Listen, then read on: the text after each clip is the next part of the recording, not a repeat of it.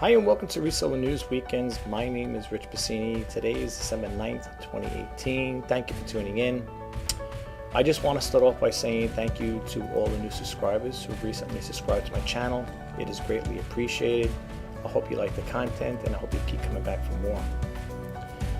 Today I got a few windows open up, but before I get started with that I just want to read some information from the Independent Retailer. It's a magazine I subscribe to, and I just want to share a little information about that there, and then we're going to continue to go on with the news. So I have my list on for this here. It's in regards to Facebook, helping out with Facebook and Instagram, and it goes over here to say, I'm not going to read the whole thing, but I'm going to read captions of it. Here are five easy to execute strategies to drive holiday sales on Facebook and Instagram. First one is support your customers' New Year's resolution, right? All right. It goes on to say a whopping 80% of and New Year's resolutions fail by the second week of February, according to the U.S. News. Through your advertising strategy, you could show people how your brand can help and achieve their goals. Consider creating a product set of resolution related to items, wellness products for people who want to focus on self-care, kitchenware for those who want to eat healthier, books for people who pushing themselves to learn a new skill, etc. That's one of them there. I'm not going to read the whole thing because it's quite a bit. And then the other one here is to attract users. It says over here to attract users to your brick and mortar stores. For those who have brick and mortar stores, I don't have a brick and mortar store, unfortunately. Then it's going over with that same topic. It's while e-commerce sales continue to grow each holiday season, traditionally retail is not dead. Overall, 90% of the U.S. retail purchases still occur at physical stores. For this reason, be sure to use your dynamic advertising strategy to drive customers in store. Facebook carousel ads featuring a map card will allow your customers to see the products they want, along with the slide that shows a map, store distance, hours, and contact information. It goes on to say here, make sure you use your store token to post in a post copy that shows the user the exact name and nearest store. So that's one in there if you have a brick and mortar store. Then the other one over here, number 3, is it's over here. There's only a total of 5 here. It says number 3, re-engage cart abandoners. It goes on to say in 2017 the average cart abandonment rate was 78.65%. If you notice that many of your shoppers are adding items in their cart but are not buying, try sharing low stock alerts. This could be a good reminder to let your shoppers know that the stock is running low and time is running out to complete the purchase. And number 4 is show your holiday spirit with overlays. During the holiday season, shoppers are busy looking for specific products on sale in short amount of time. To meet shoppers' needs, use Facebook's creative tools to overlay special prices, free shipping offers, and then it goes on to say and offer free shipping offers here on dynamic ads. If you're looking to unlock more advanced options that meet your brand guidelines, consider working with Facebook Marketing Partner. And number 5, it says over here, use Instagram Stories. If you're not already using Instagram Stories ads for the holiday season, the perfect time is to test it with the consumers. More than 300 million people view Instagram Stories each day, giving you the opportunity to reach a massive audience. By being mixed with the content, your customer is already viewing Instagram Stories and typically seeing more organic than other ads. So you might want to try, using those 5 tactics there, to 5 ad campaigns to help engage with people, with the customers, potential buyers, I should say, for your items. I like the information to get here. And the other thing I want to just talk about, again, this is from the magazine, the Independent Retailer. For those who go to the Toy Fair, I'm over here in New York. It's going to be held again over here. The Toy Fair in New York is going to be at the Jacob Javits Center in New York, and it's going to go on from February 16th to the 19th, 2019, the new year, of course. And they're going to have the Toy Fair in New York, and they have a URL if you want to check it out. It's www.toyfairny.com for those who want to check out the Toy Fair. All right. Now, with that being said, let's just jump right to the news. I got some windows open here, so let's back out of here and go to the windows. And we're going to start with the first one. For those who are new, I do not read everything verbatim. I will give you the URL, and the rest is up to you if you would like to pick up where I left off. So let's get started. This one here is from the theme park. Okay, it's the Theme Park Insider, and it goes on to say here, this story was posted December 2018. Oh, here it's December 7th. I'm looking at the top of here. December 7th, 2018. It says Disneyland cracks down on souvenir flippers. Think you can make a few easy bucks on eBay flipping newly released souvenirs from Disneyland? Think again. Reselling these items you think you buy in the park might cost you your annual pass. The Orange County Register reports that Disneyland is quietly revoking annual passes of guests who buy and resell souvenirs. So much for retail arbitrage over there, right? The article quotes 2 Disneyland annual pass holders who had their passes revoked after selling Disneyland souvenirs online. Well, you know, folks, you go in there to buy souvenirs. They want to make the cash. Well, so do you, right? I mean, I've done that there in the past. I got rid of some old souvenirs I bought from Disney World, not Disneyland. Disneyland, as we know, is in California. Disney World's in Florida. And I had purchased some stuff there from Disney. And, you know, I kind of think it's kind of silly because, in a way, what they're doing. For a simple reason is, you know, this is not going to, I think there's going to be a lot of people doing the same thing. If you look at eBay, I'm sure you look at eBay, Amazon, I'm sure people are doing it anyway. But, I mean, who's to say, right? If you buy something from them and you want to resell. Now, all right, here's the thing. I mean, if you're going into a Disneyland store and you're in, you know, you're in there in a souvenir shop and you're buying like 50 pieces of something, they know you're up to that. You know what I'm saying? Unless you got a big family where you're saying you're going to buy 50, I don't know, Mickey Mouse headsets, whatever, you know, those mouse ears, Mickey Mouse ears, and you're going to send to relatives all over the world. That's a different story. But I mean, I think they're going to get hip to that. But anyway, I've done in the past, you know, well, I don't do it all the time. I've been to Florida, I think, the whole lifetime. I think I've been there maybe 3 or 4 times. You know, well, basically I went to Disney World with the kids and stuff. But it wasn't something I would always want to keep going back for. I mean, I've been there, done that. And the thing is, you know, things get played out. You know, you buy these things, you buy cups, whatever, you buy, you know, all these, you know, these Disneyland or, you know, Disney World souvenirs, and they become dust collectors, and you just lose interest in them, and you want to put them up for sale. So I don't really see the big thing in that, but apparently they're cracking down on it. So, well, if you didn't hear about it, you heard it here on the Reseller News. And the URL for that, one more time, is www.themeparkinsider.com. And the story you're looking for is Disneyland cracks down on souvenir flippers. All right, let's move right along. The next sites are going to be from ecommercebites.com. But let's get to the story before we get to the EKG things here. Let's see. We'll get to that in a little bit because there's 2 EKG stories I want to talk about. All right, the website here, folks, for those who would like to read it, pick up on this where I left off, it is from Ecommerce Bites, and the URL is www.ecommercebites.com. These stories came out, well, this one in particular came out December 8th, 2018. I always like to throw dates in there, folks, because I don't want you to think it's too old information. You know, for those who knew, you might think I'm getting information that was like 10 years old already. I try to keep the Reseller News with fresh new content as best as possible. Sometimes it might be a day or 2 old. Maybe sometimes it might be a week. It depends how busy I am and when do I get to do the news.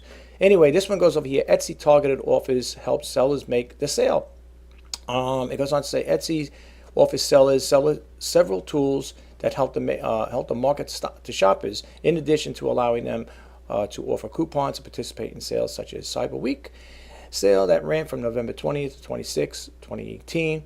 It offers features called targeted offers. It goes on to say Etsy targeted offers can help sellers reach shoppers who have have an interest in their items during the holidays. Etsy is waiving fees for using this feature.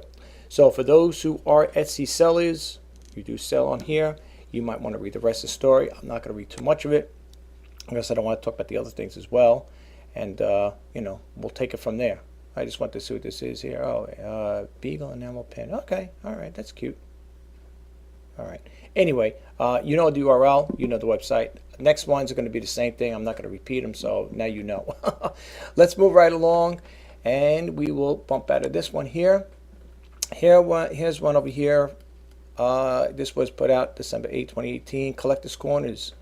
The Sears Christmas Wish Book.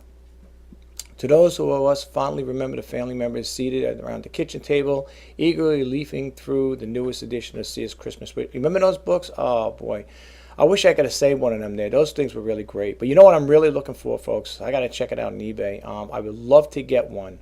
I know it sounds crazy what I'm about to say. I'm sure I could see it like in maybe an antique shop. I'd love to get a Sears Collector's book, Christmas Wish book from the 1800s. I would love to get something like that. Or when they started, the early ones like they started publishing. The new ones are nice, don't get me wrong, but I'd love to get one of those. Every now and then when I look, and if they are reasonable, I come across one like that, I may just consider buying one. That I would like to keep as a souvenir and stuff. And plus, I like it, I've read the story about Richard Warren Sears, how he started the Sears Roebuck Company, and I would like to have one of those, But anyway, I just wanted to share with you. But anyway, so it goes on to say here, the Christmas Wish Book, the recent state announcement that once vulnerable company has had to declare bankruptcy came as a reminder that the retail industry is in a state of radical change. Yes, I wonder why. Could it be because Amazon? No, I'm only kidding. Well, don't kid yourself. Since the induction of Amazon come into the picture, along with eBay, I mean, it's been happening.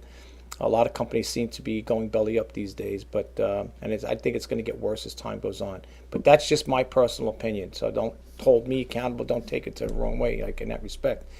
Then it goes on to say Sears Roebuck Company was founded at a time when the majority of Americans lived in rural surroundings far from the major urban centers of commerce. Well, now it is e-commerce, but unwilling or unable to endure the often long and audacious journey to the cities, most people had to settle for the limited choices offered by the local general store. How true that is. And it says over here, this last part, I'm not going to read the whole thing here, that began to change, and the advent of the mail order catalog, rural and small town customers finally had access to the same quality merchandise available to their big city brethren, and just as important, at published prices. Yeah, it goes on to say over here, this part here, Richard Warren Sears was not the first to launch his mail order business. Tiffany's Blue Book made its debut in the U.S. in 1845, the Royal West Warehouse Catalog, Wales, in 1861, and Montgomery Ward of Chicago, 1872. But his endeavors would prove to be one of the most successful. Yes. If you guys never read the story, I love the stories like this here. Well, this one here is not too bad here. Let's just read over here. It says, former railroad station agent based in Minnesota, Sears has begun selling merchandise on the side as a way of making a little extra money. A shipment of watches from to a local jeweler in 1886 and directly led Sears' first foray into the mail order business. When the shipment was initially rejected, Sears, after the negotiations with the manufacturer, was able to sell all the watches to his fellow station agents at a nice profit and ordered more for resale. As the R.W. Sears Watch Company by 1888, Sears had moved to Chicago, picked up a partner, watch repairman Alpha C. Roebuck, and was issued the first mail order catalog devoted to watches and jewelry. Yeah, that was a good. I read the story up there. I've also seen the documentary on YouTube. I love stories like that, folks. I watched the one for R.H. Macy's, Sears, a lot of them. You can see, if you're interested in stuff like that, how these guys start these businesses, you could just go to a YouTube and type in the documentaries. I love them. But anyway, the URL in this here. Are there any other things with that there? Oh, it goes on to say here. Now, I'm not going to read all that. You can read the rest of that, folks. That's why I gave you the URL. Let's move right along here. It's just I don't want to get to the EKG ones yet. Is this all EKG? Okay, let's see here. Yeah, I want to get to those first, and then I'll go back to that. This one here is tips on handling the dreaded holiday returns, December 8, 2018. It says returns are unfortunate reality of life. Online. It also reality of life. Online selling, and 20% of all returns take place on Christmas time, according to B Stock Solutions, which sees a resulting spike in returns listed on the B2B liquidation marketplaces in the first quarter of the year. Historically, it's seen 60% of more items being liquidated in Q1, January to March, compared to Q4, October to December. Traditionally, most merchants focus on fulfilling outbound sales during the holidays, letting returns to pile up until after the rush. Okay, but it's a big mistake according to Raphael Zimbarf of Discourse Shipbrush. Okay, and then what else to say over here? It says, if a merchant wants to protect profits, waiting until the holidays to deal with the return merchandise no longer works as a business model. Less than half of the return merchandise is sold for full price, and Zimbarov said companies need to modernize their returns process and get return products back into the sales cycle when they still hold the most value, which is true. You don't want to get something that's been, it depends. eBay has this thing, I think 30 and 60-day returns with that. Something 2 months old and stuff like that. You're putting it back up there. I don't know if that's going to fly well, but I'm not in for that there. If I had a return and something like that, the minute I get it back, I check out the item, of course, and then I will make sure everything's up to snuff with it, and then I will put it back up on eBay as soon as I get it. If everything checks out, I'm not going to wait, push it to the side. But anyway, the rest of the story here. The URL. Yes, there is more reading, and we're going to move right along. Okay, now I just want to see something over here. Are these both the same? These might be two the same. Here, let me see something. Hold on, folks.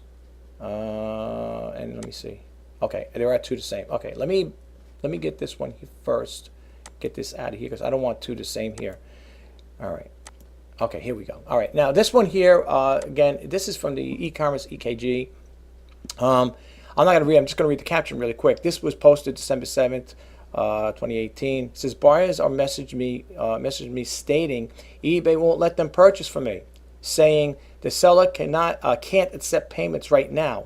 What? No notification from eBay. No reason why they won't let. Any suggestions? Okay. So what happens here with the e-commerce here? People will leave an experience. You could retweet or whatever. You could just follow up with this here and leave a comment. And this person here just wrote back, I had that about a week ago. So apparently, I think it has something to do with that new payment processing going on. I know some people say it's okay, it's working for them, and then there's some people saying it's a nightmare. I don't know. I didn't opt into it. I don't really want to. I'm going to hold on to keeping PayPal as my preferred payment service as long as I can. But if there are people out there who are sharing the same sentiments as this person has, please share it with us. I'd like to know what you guys think. All right. So yeah, I feel bad for that seller. But anyway, let's move right along. Here's another one from e-commerce EKG. In an attempt to do a listing for timeshare rental, eBay wanted a verification process to prove owner. I was directed to upload a deed, maintenance fee, copy rental agreement, etc. I searched for 2 hours, found dead. 2 hours found dead. Okay. Photo taken was a cell phone, was rejected. File size exceeds limits. Went on a 3-year-old cell phone. Deed rejected by CS. It was old. It was old from 1996. What? Reservation copy rejected. Not enough proof. Oh my God. What is happening to eBay? And then they give a number here for traveling. Again, are you experiencing this issue? This person wrote back, I've been very concerned too. I understand your dissatisfaction, but there are no other places to sell timeshares. Wrong platform to me. I would never, for example, buy a concert ticket on off eBay. Absolutely. There was a story about that. I was reading on one of the...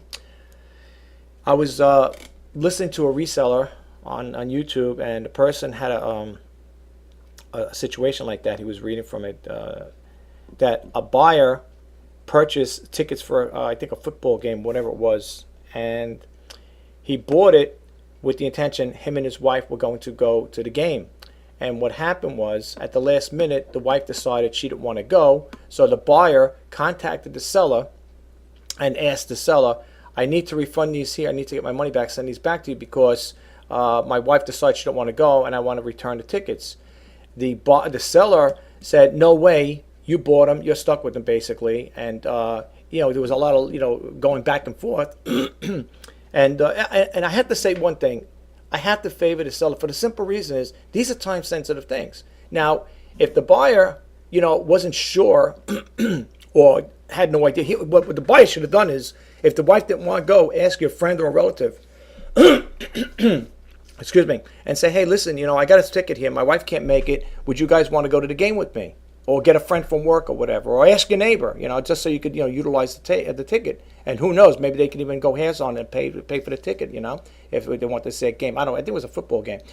So anyway, the long story short was the seller refused it. And it was going back and forth. And I don't remember I don't know if the guy did try to send it back, but you got to understand something. When you got a time-sensitive thing like that there, and you got time constraints where it's going to be, let's say the game's going to start a week from now. Today is what? Today's the 9th. Let's say it's going to start a week from now, whatever. And let's say you go and say, okay, I'll take the ticket back. I'll accept it back, and I'll get the tickets back, and I'll send them. I'll wait. As soon as they get it back, I'll relist it again and see if I can. Suppose nothing happens. You're out of that money, So I have to favor, in this case, the seller, as far as I'm concerned. I know what you guys think, but I do. That's how I feel about it. But in regards to this, and this is a little different issue here. This is with timeshare rental. So I can understand why people would. Well, first off, in regards to eBay wanting that documentation to verify the processing, to prove ownership, I can understand that to some point, because it could be, you heard people could be scammed too like that. There, you could say, I'm putting something up for a timeshare, and you might pay whatever it is, and then the next thing you know, you find out later on it was a fraud, it was a scam. So I can understand, eBay taking precaution like that there in this particular case. But again, it is what it is. You got to look at it that way. It's their platform, and you got to play by the rules. If you don't, you could try. Another alternative way is to go to Facebook Marketplace or try to sell them on Craigslist. Offer it on Craigslist or whatever. And see what happens there. eBay is not the only platform to sell on. You know what I'm saying? So there's other ways to get the information out there and try to generate business. So, but anyway, moving right along. The last thing I want to talk about really quick, folks, is this here. I don't know if you guys had this in your area where you live in the state. I don't know, but we have a thing called NextDoor. And what I like about NextDoor is you could post stuff here. You could post online for free. As you can see here, it says for sale or free. Now, some of the people will post things that are free, and you can go into the local your neighborhood. Well, it's the surrounding neighborhoods basically. And if it's for free, you could pick it up. I guess you would notify them to make sure that the item is still available, because you wouldn't want to go there and pick something up and and it's not there. Now, for example, here I'm looking at this one over here, looking to donate a good cause to a good cause, a Canon image runner. Now, that's a nice system. Now, back in the day, this had to cost thousands and thousands of dollars. So I'm just saying, but here's a case like that. If you're a business or again, they're looking to donate this here. And then again, people will post other things here. Now, I know this is in my area, but well, it cause a different story. But if you've seen something, let's say, for example, like this here, even though you're in different states, whatever, you could probably contact the buyer, the seller of this here and say, listen, I live in such and such a state or whatever.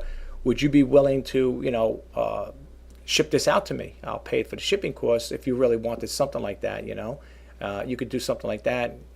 But, people are saying, well, why are you showing something that's in your state, But you never know. Listen, if I post stuff on here, which I've done in the past, if somebody from another, if I was selling something, right, I have it over here and somebody contacted me from another state and said, hey, would you be willing to ship it out? Why not? What's the big deal, Like, I'm just saying, right, something like this here is a different story, but I'm talking about little things. Let's see here. They got quite a bit. This website's been growing a lot. But I'm trying to find something. Like this, for example, here. This Fire Stick, this Amazon Fire Stick 4K, right? They did want $100 for it. Now, if I contacted this person and said, look, I'm in another state, would you be willing to ship this out to me, and we'll work it through PayPal or whatever? Why not? Why not? It sounds silly. You might say, yeah, but that's in your state. What's the big deal? Why not? I'm not expecting you to sit there buying a big item like this here for $2,000. I say, could you ship it? Although you never know, people they just may. You never know. But if you want to check it out, I'm not going to get too much into this here, folks. It's like I said here. It's like I said, it's for sale for free. And there are certain things that are for free. I'm not going to go through all of them here, but they got all the categories here, as you can see here: appliances, automotive, bicycles, clothing, electronics. Certain things will be for free. They'll tell you. I don't know if I can see anything like that. Let's just see curiosity. Right now, it looks like this time of the year, I think the free stuff is not there right now, but I have seen stuff for free. They'll say you just come pick it up. Well, you've seen that Canon thing there. They want to donate that, but sometimes you do get things I've seen in the past, because I check this out every now and then for myself. Let's see what tickets here. Let's see these here. Now here, we're talking about tickets. Okay. Now this one here, this is going to be on 12/31. Now these people are selling these tickets here for Billy Joel for Nassau, right? Now the person's in Woodbury. That's a couple towns over. Now, again, if you wanted to contact, I think you could only contact these people through email. Let me just see. Let's click this off for curiosity. Let's see what happens. Okay. Now, if you wanted this here, you would have to contact this person. That's how you have to message the person. That's how they have it. Okay. So you see, and it gives you the section in a row and so on and so forth, right? So that's what you got going on there. If you, well, it says one person's interested, but you would contact this person, and say, hey, would you be willing to sell? I don't know. Me personally, I wouldn't have a problem with that, folks. I definitely would not have a problem. If you were to contact me and you said to me, can you ship something, I would be more than happy to ship it to you. Why not? But I just thought I'd share with you. If you do want to check this out, this particular one here, they may have NextDoor, the website NextDoor.com in your area. This is from my surrounding area. These are not all around the block for me, by the way. These are different towns here. I mean, some of them they go by streets, they go by towns and stuff like that. Some places I'm not even familiar with, but this is all of my surrounding area within Long Island here, or my township, but surrounding. I don't live in these close areas, but they are close enough for me to make a purchase.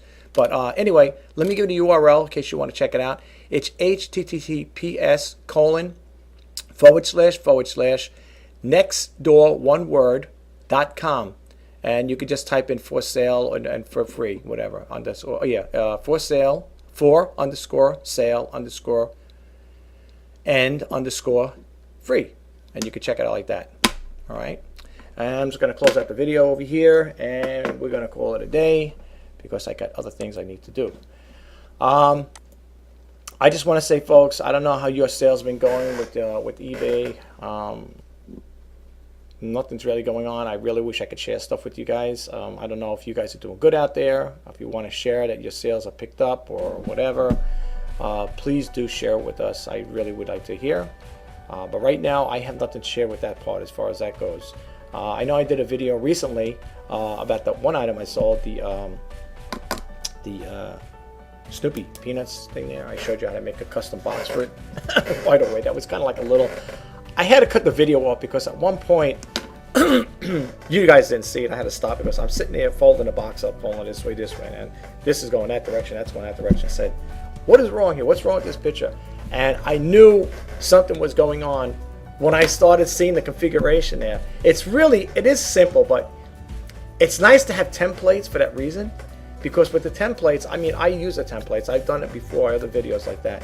And when you're using a template, it's so cut and dry. You're tracing around there, and it's snips. You're cutting it with your utility knife, and you make it all little modifications there. Fold, tape, boom, bang, and you're done.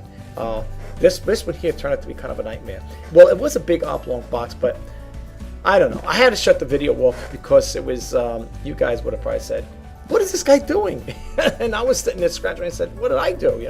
It is basically a very simplified thing. But the thing with that is, when you are making a custom box, of course we know the length is always going to change, but as far as the width, that is standard on all four corners. You know what I'm saying? That's a given. That's a no-brainer. For some reason, I think I offset it a little when I measured one area of it as opposed to the other, and the box came out a little discombobulated. But it worked, as you can see towards the end of the video. You can see I ended up taping everything up, and it's shipped out. It's gone. Again, in regards to that one there, I could have put it in one of those big poly bags. I have big poly bags. I could have just thrown it in a poly bag, slap the label on it and be done with it. But the reason why I didn't want to do it that way is because I figured if it was going to go in the post office like that, they might throw it in there. They might know it's a stuffed doll because you could feel it, and probably just throw it. And I don't want it to get crushed, what I'm saying? I mean, they might get the things that might look like a pancake, but that's what. But it worked. It worked. I did videos where it came out good. If you check my other videos, you know what I'm talking about, folks. But anyway, this is Rich Piscini signing off. Have a great day. Enjoy the rest of your weekend, and I will talk to you next time. Bye bye now.